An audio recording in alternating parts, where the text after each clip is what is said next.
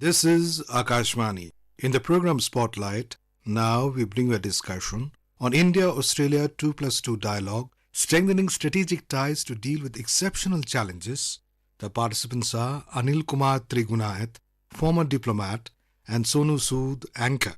The second edition of 2+2 ministerial dialogue was held yesterday between India and Australia in New Delhi. Defence Minister Rajnath Singh and External Affairs Minister S. Jaishankar co-hosted the strategic meeting, attended by Deputy Prime Minister and Defence Minister of Australia Richard Marles and Australia's External Affairs Minister Penny Wong. They exchanged views on deepening multifaceted ties in diverse areas. To discuss crucial aspects of the 2+2 dialogue between India and Australia, we have with us Mr.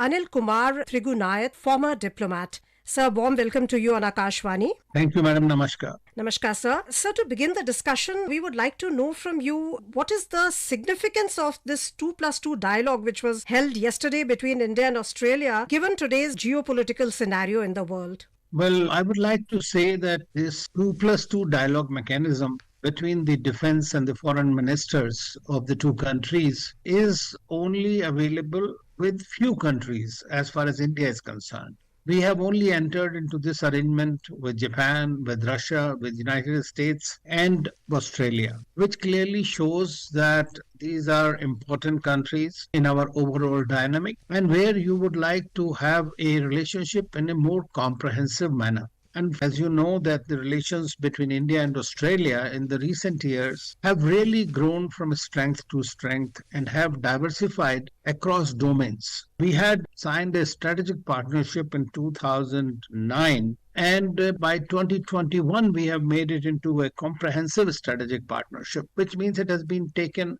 to a next level. That is, in defense and security areas, in the Indo-Pacific, in the G20, in different dimensions and across the spectrum. And that's why it is very important, because whatever discussions are held by these two leaders, four leaders together rather, is a critical domain of areas which would be then taken forward in the meetings of the heads of states or the heads of government. So as you know that India will also be hosting the Quad Summit in January. So this would be also a precursor to that meeting. Secondly, in a few days' time, India is also hosting the G20 Virtual Summit. And in that also, it is important to exchange views. We recently had the meeting between India and the USA in the same 2+2 dialogue. So these are very important discussions. And as is the nature of it, we have seen it. Of course, we must compliment that this coincided with the ICC World Cup, in which, of course, India and Australia indulge a lot of this in cricket diplomacy. And we must compliment the Australian team for winning the match. Sir, when you're talking of all these formations which are there, be it Quad, be it G20, be it Global South Forum, the international governance based on rules, that is something which is being looked at. So how do you see that in light of the fact that there are certain countries which are trying to expand territorially and which are being looked upon as threat by the world? Well, as you know that India considers the oceans as the global commons, and therefore the free and open Indo-Pacific or the rule of law or the freedom of navigation, these are very important concepts. And there are certain countries which have been in the region, which you have mentioned, are also indulging in certain kind of hegemonic practices and have these or create various disputes with regard to boundaries, and they don't respect the country's rights, whether it is in the EEZ or otherwise, or not follow even the UNCLOS, UNCLOS conventions guidelines. And therefore, it is imperative that the other countries continue to tell China and others who indulge in this to respect this kind of a rule of law so that everybody benefits from it. And there can be a mutually agreeable exploitation which is resilient and more productive for everyone and for the oceans as well. And that's where even the climate change and all these things do impact a great deal. And that's the reason that India has taken the position that we will want an inclusive and resilient Indo-Pacific, which is not there to contain anybody. But of course, as the Australian Defence Minister mentioned, that there is an anxiety about China and its way it is working. So I think that that is something which needs to be worked together. And it is in this context that India, Japan, USA, and Australia work within the context of Quad. Of course, it is not exclusively security centric, but security is important in this domain. Dr. S. Jaishankar said that the growing bilateral relationship with Australia and the strength of our ties are seen as a stability factor in the Indo-Pacific region. So, what are the critical domains in which convergence and increased cooperation will help increase these ties and therefore help the stability factor in Indo-Pacific, as was also pointed out by Defence Minister Rajnath Singh? Well, as you know, that one of the things is, of course, we are democracies. We believe in the rule of law, and we share the freedom of speech, and all those things are very much as part of our mutual narrative. There is a P2P exchanges are very important. Today we have about 1 million people of Indian origin in Australia. There are more than 100,000 Indian students there. So it is very important. They are contributing into the growth of Australia and its development, which is very much appreciated by the Australians also. Secondly, when you have a comprehensive strategic partnership, in that sense, there are various institutional mechanisms. For example, this 2+2 dialogue itself is the second highest after the summit level meeting. This is that important. In addition, the hundreds of other exchanges. We have joint commission meeting. We recently, as you know, we had signed this and activated rather Indo-Australia Economic and Trade Agreement, which is now going to be upgraded to the level of SECA. So Comprehensive Economic Partnership Agreement. That is something very important from our point of view. In addition, the defense sector, if we were to see,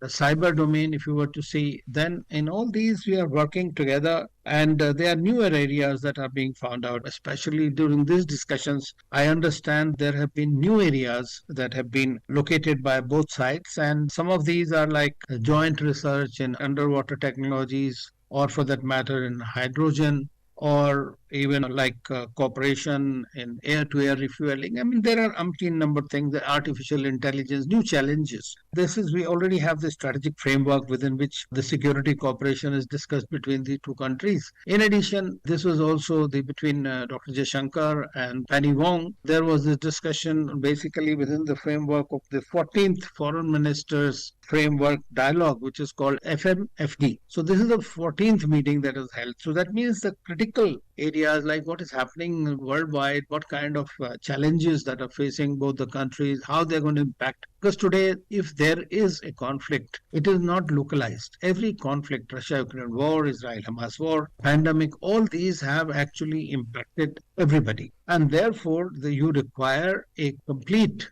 cooperation at the international level. Likewise, climate change, terrorism, all these are important areas in which the countries have to work together, and they do work together.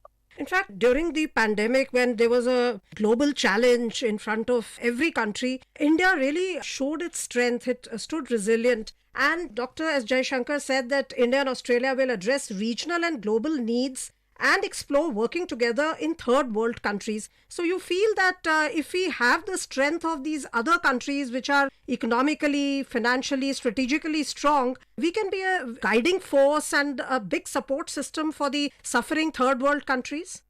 Well, as you know, we just had the second virtual summit of the Global South just 2 days ago, which shows that India's continued commitment, which was very much displayed and has been going on for now many decades. But in recent times, India has once again brought the voice of the Global South to the fore, especially during its presidency, as you know, of the G20. And during that, Prime Minister Modi decided that we must listen to the issues, the problems, the way forward from the Global South, what exactly they want, rather than presuming what they want. And therefore, this first Global South Summit was held within a few days of India taking over the presidency. And then India tried to plug in their requirements into the narrative of the G20, took it up with various members. One of the biggest examples of that is essentially that India was able to bring African Union as a 21st member, permanent member of this, which is itself 55 countries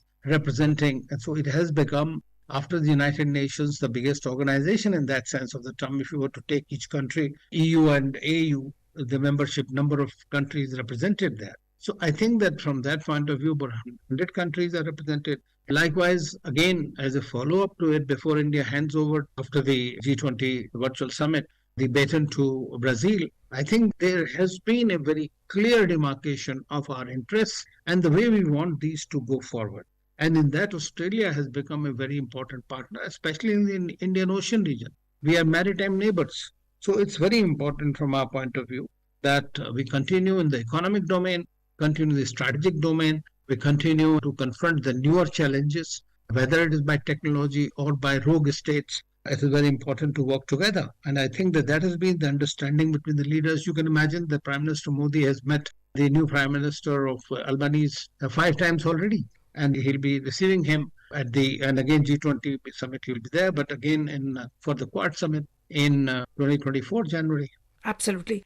Sir, you just now in the beginning of the discussion, you outlined for our listeners what is the importance of a 2+2 dialogue and how having this relationship with Australia, where we are having a 2+2 dialogue, that shows that how important we consider the country. Now, there are 1 million strong Indian community in Australia and over 100,000 Indian students who form a living bridge practically between the two countries. So you think that for the Indians also, Australia is a very big land of opportunity, and for Australia, likewise, they are getting talent from India. So it's a mutually beneficial flow.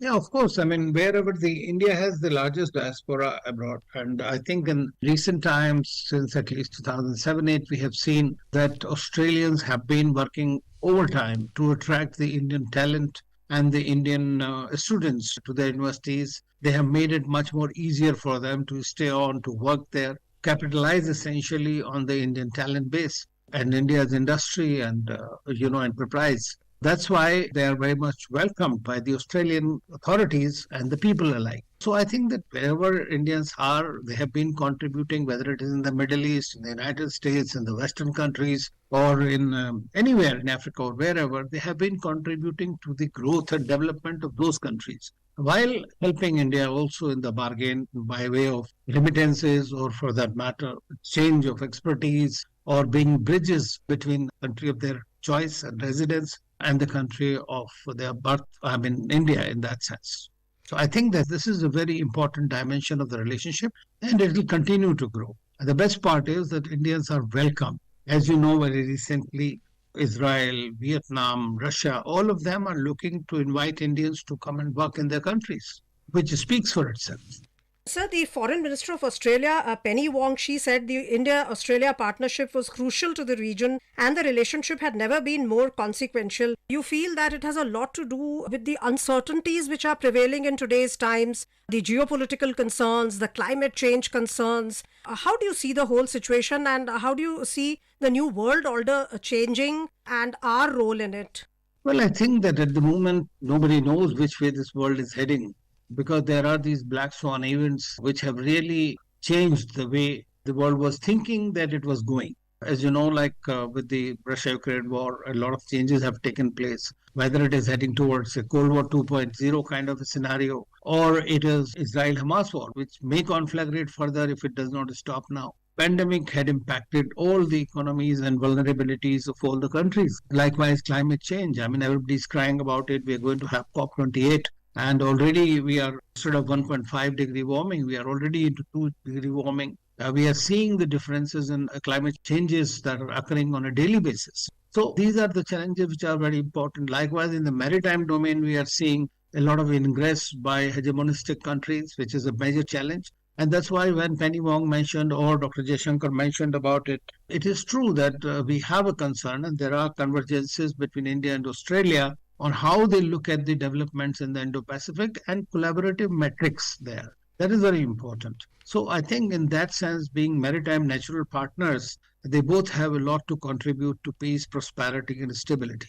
Absolutely, sir. In fact, these are two nations which have shared traditions of democracy, the rule of law, freedom of speech and heritage, including cricket, as you mentioned. Thank you so much for this comprehensive discussion on the 2+2 ministerial dialogue which took place. Thank you so much. You were listening to a discussion on India-Australia 2+2 dialogue, strengthening strategic ties to deal with exceptional challenges. The participants were Anil, Kumar, Trigunayat, former diplomat, and Sonu Sud, anchor. This program was produced and presented by the News Services Division of Akashvani. You can listen to it on a mobile app, News on AIR. This program is also available on our YouTube channel, News on AIR Official.